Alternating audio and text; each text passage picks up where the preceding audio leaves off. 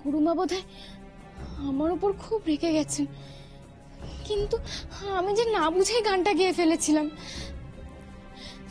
তোমার জন্য ফুল তুলতে গিয়ে আমার যে একদম মনেই ছিল না। কি করি এখন আমি? গুরুমা যে...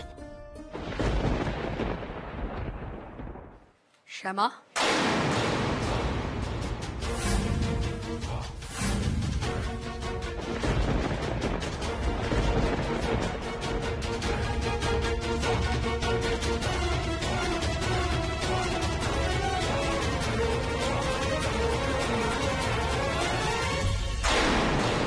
কোন সাহসে, হ্যাঁ কোন সাহসে এসব করছিস তুই? ঠাকুরের পা ছুঁয়ে প্রতিজ্ঞা করেছিস না কোনোদিন তুই বাইরে গান করবি না? একটা দিন যেতে না যেতেই বাগানে গিয়ে গান গাইছিস তুই? হ্যাঁ বাগানে?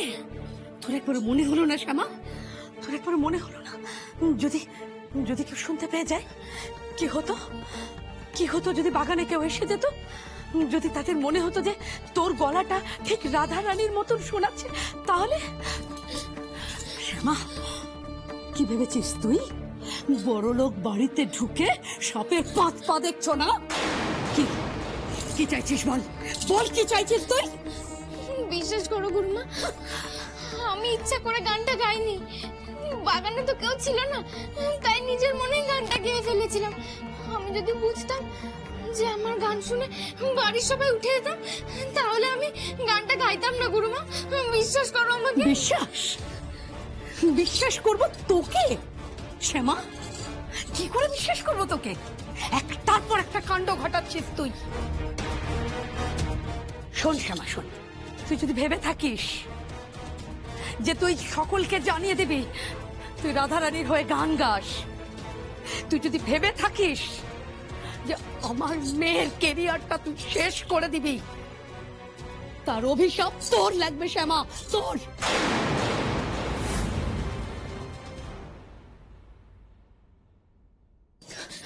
শুনে রাখ একটা কথা, ঠাকুরের পা ছুঁয়ে প্রতিজ্ঞা করেছিস তুই, সে প্রতিজ্ঞা যদি ভঙ্গ হয় তোর পাপের ফল তুই ভোগ করবি শ্যামা। আর হবে না গুরুমা, এমন ভুল আর হবে না। ছাড়, প্রতিজ্ঞা করার পরও একবার গান গেয়েছিলি তুই বাইরে। শোন শ্যামা, এই যে তোর একটা মিথ্যে বিয়ে হলো, এই যে বিয়ে নিয়ে এত হাঙ্গামা, এই যে তোর বাবা মাকে তোর বিয়ের জন্য এত কান্না কাঁদতে হলো, এই সব কিছু তোর জন্যে। এর পাপের শাস্তি তুই ভোগ করছিস। তুই জেনে রাখিস শ্যামা, রাধারানীর গানের আসল সত্য যদি সকলে জেনে যায়, তাহলে তার পাপের শাস্তিতে তুই জ্বলে পুড়ে মরবি। আর আমি দায়িত্ব নিয়ে তোর পরিবারের সকলকে জ্বালিয়ে পুড়িয়ে শেষ করে দেব।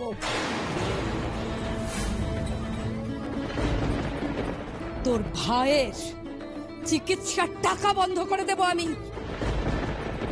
তোর বাবা মা এখন যে অবস্থায় আছে তার থেকে আরো খারাপ অবস্থা করে ছাড়বো ওদের।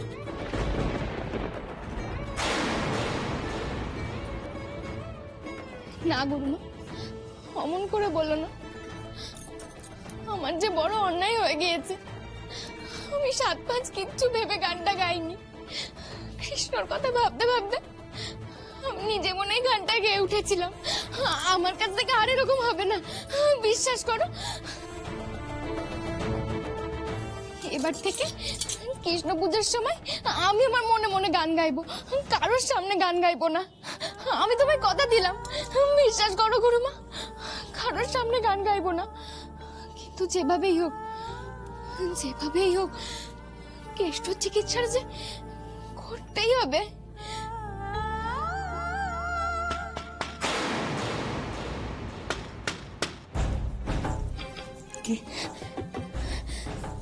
কি হতে পারে এখন?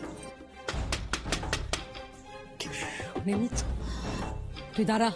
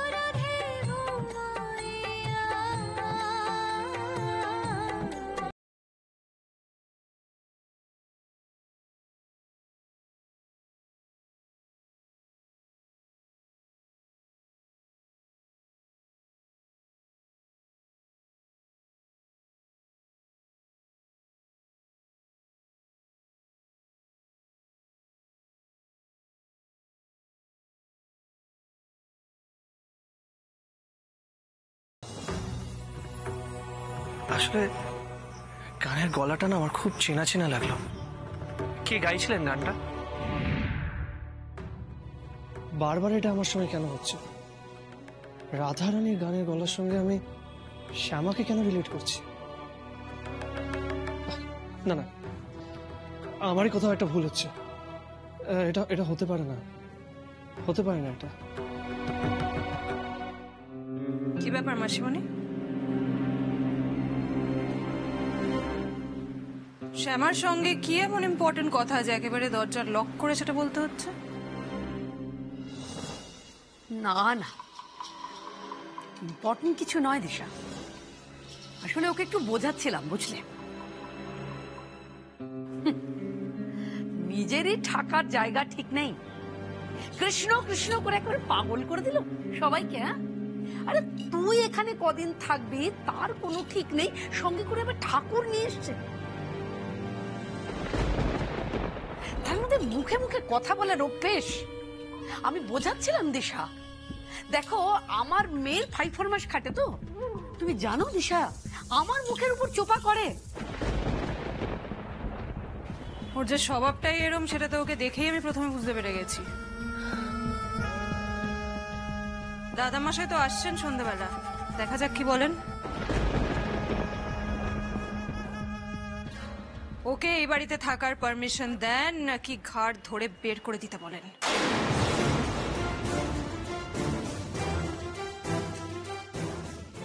দিশা, আজকে ওই ভাত কাপড়ের অনুষ্ঠানটা হচ্ছে?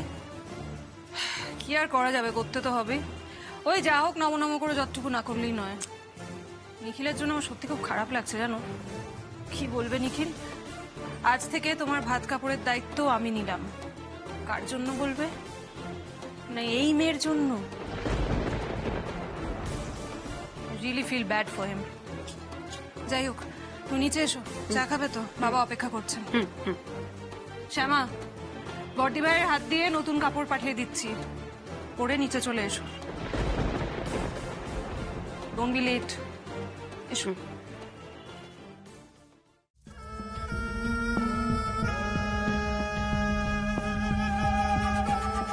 শুনলে তো কি বলে গেল? তুই এখানে কতদিন থাকবি তার কোনো ঠিক ঠিকানা নেই। এখানে থাকবার অনুমতি মিলবে কি মিলবে না সেটা ঠিক করে দেবেন দাদামশাই এসে। আর শ্যামা, যদি যদি দাদামশাই অনুমতি দেন, তাহলেও মনে কর তোর মতন এমন কালো অশিক্ষিত এরকম একটা মেয়ে তো আর নিখিল চৌধুরীর স্ত্রী হবার যোগ্য নয়। তাই তাই বাড়ির কাজের লোকের মতো থাকিস।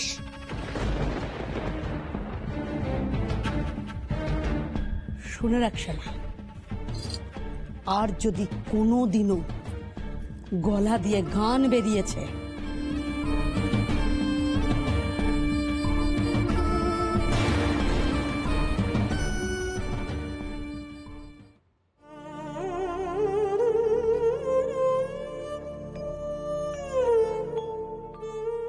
আমাকে ক্ষমা করো ঠাকুর, আমি যে ইচ্ছে করে গানটা গাইনি। তুমি অন্তত বোঝো। আর গুরুমার সব চিন্তা তুমি দূর করে দাও ঠাকুর, সব চিন্তা দূর করে দাও।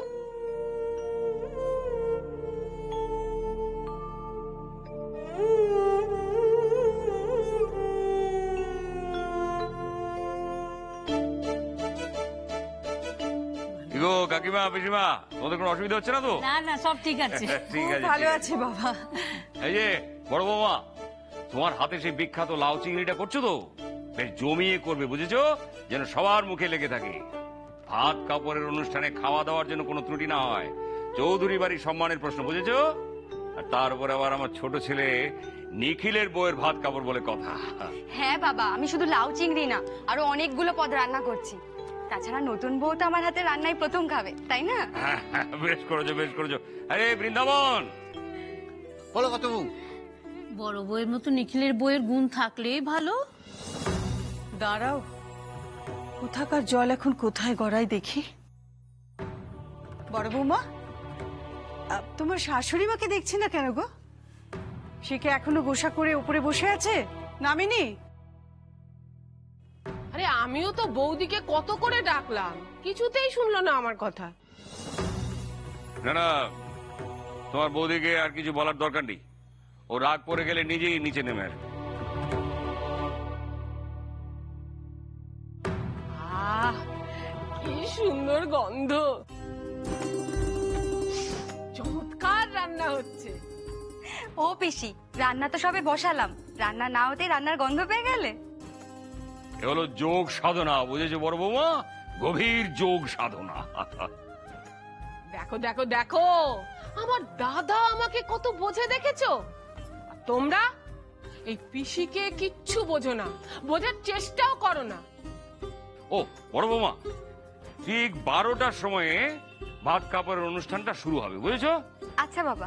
বাবা, হ্যাঁ কি হয়েছে? আজকে নিউজ পেপার, বিখ্যাত মশলা ব্যবসায়ী বসন্ত চৌধুরীর ছেলের বিয়ে নিয়ে বড় করে স্টোরি করেছে।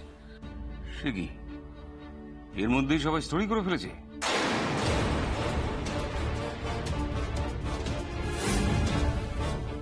নিউজ করবে না বাবা? এরকম একটা গসিপ পেয়েছে, ওরা কি আর স্ক্যান্ডাল করতে ছাড়বে? আমি তো আগেই বলেছিলাম। তাছাড়া ওখানে এত লোক ছিল, পুলিশ ছিল, তখন তো আমার কথা কেউ শুনলে না। এখন এই ফ্যামিলির রেপুটেশনে কি হবে আমি কিন্তু জানি না।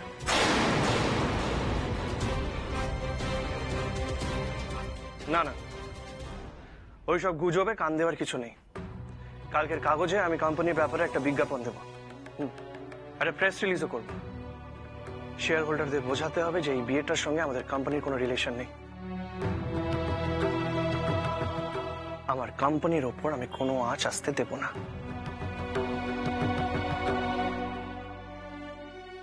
কি হয়েছে নিখিল?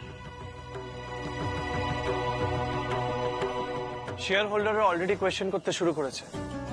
রাইভাল কোম্পানি এই বিয়েটা নিয়ে একটা অপপ্রচার করছে। আমাদের কোম্পানির রেপুটেশনে যদি কিছু হয় তাহলে কিন্তু ভীষণ লস হয়ে যাবে বাবা। আমাদের এই মেসেজটা সবার কাছে পৌঁছে দিতে হবে যে এই বিয়েটা আমি নিজে করেছি, আর শ্যামা এই বাড়িতে সসম্মানে আছে। একদম ঠিক বলেছিস ডিকি। শ্যামাকে যে আমরা সম্মানের সঙ্গে এই চৌধুরী বাড়ি ছোট বউ করে এনেছি, এই পজিটিভ নিউজটা দিয়েই ওদের আটকাতে হবে। চৌধুরী বাড়ির সম্মান রক্ষা করা এখন আমাদের প্রথম কাজ। সম্মান? চৌধুরী বাড়ির সম্মানের কিছু বাকি রেখেছো তোমরা?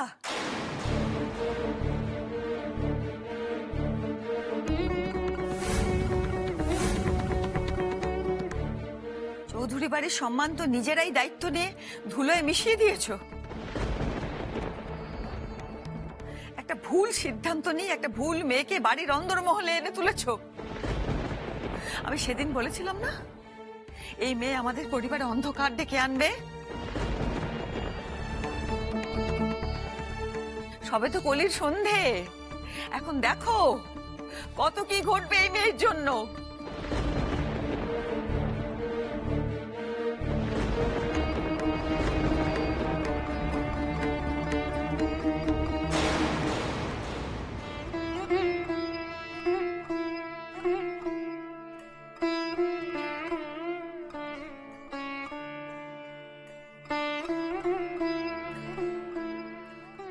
ঠাকুর, এতদিন তো আমি শুধু আমার কৃষ্ণকেই পুজো করে এসেছি, আমার সব মনের কথা ওনাকেই বলে এসেছি।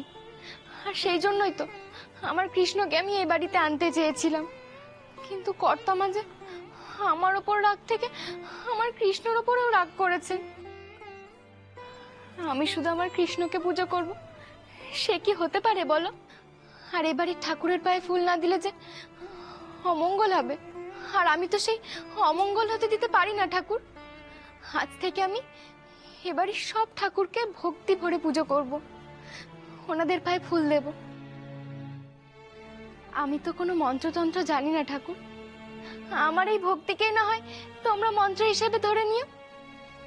আমার অপরাধ নিও না ঠাকুর, আমার অপরাধ নিও না।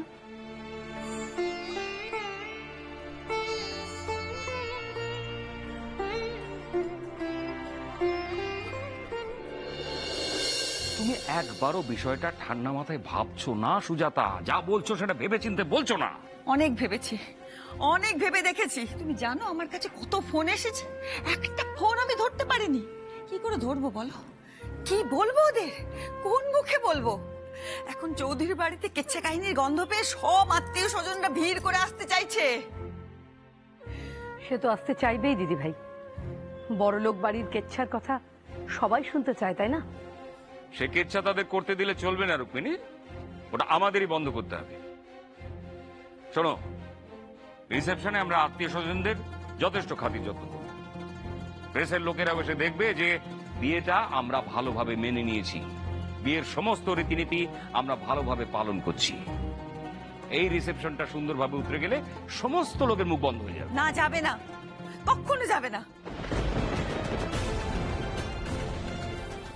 আত্মীয় স্বজনদের মুখ কে কবে কোন দিন বন্ধ করতে পেরেছে?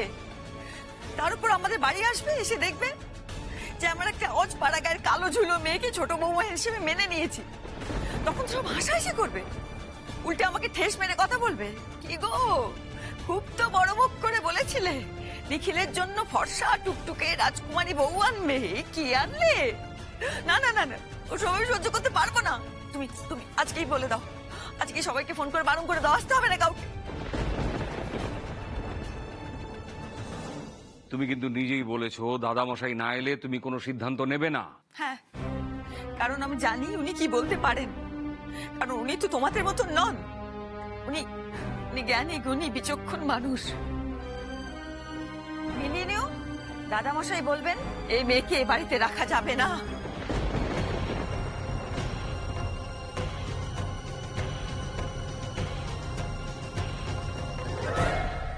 এ নাও গো বড় বৌদি, মাছ এনেছি আমি। একটা কাজ কর, মাছগুলো ভালো করে কেটে ধুয়ে নিয়ে আয়, যা। আনছি।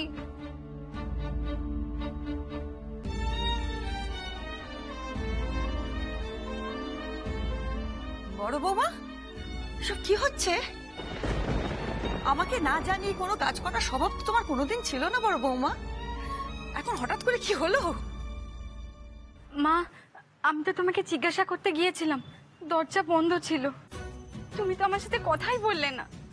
ও, আর অমনি তুমি সুরসুর করে রান্নাঘরে এসে মাতব্বরি করতে শুরু করলে না? বড় বৌমাকে আমি রান্নাটা চাপাতে বলেছি সুজাতা, একটু পরেই তো ভাত কাপড়ের অনুষ্ঠান শুরু হবে, তাই। তুমি চুপ করো, আর বাকিরাও শুনে রাখো, আমার রান্নাঘরে ভাত কাপড়ের অনুষ্ঠানের কোনো রান্না হবে না।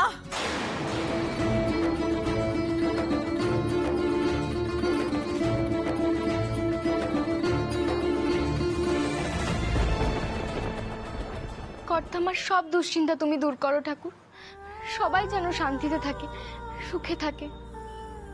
আর ছোট কর্তা আমার ভাত কাপড়ের দায়িত্ব নেবেন।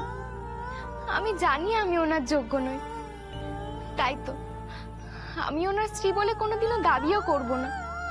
কাল দাদামশাই এসে যাই সিদ্ধান্ত নিন না কেন, তাতে যেন ছোট কর্তার মঙ্গল হয়। এই ঘটনাটা তো অজান্তে ঘটে যাওয়া এমন একটা ঘটনা যেটা আমরা কেউ চাইনি ঠাকুর। ছোট কর্তা আমার ভাত কাপড়ের দায়িত্ব নিলেও কি আমি যে ওনার স্ত্রী বলে কোনোদিনই দাবি করতে পারবো না ঠাকুর। আমার পক্ষে আপনাকে সম্পূর্ণভাবে স্ত্রীর মর্যাদা দেওয়া অসম্ভব। প্লিজ, এটা আশাও করবেন না। ছোট কর্তা শুধু সমাজের হাত থেকে আমাকে বাঁচানোর জন্য এই বিয়েটা করেছেন, আমার জন্যই তো শুধু ছোট কর্তার জীবনটা অনিশ্চিত হয়ে গেছে। এবারে সবাই যেন সুখে থাকে, যতই হোক এনারা তো এখন আমার আপনজন। বলো, তুমি দেখো ঠাকুর।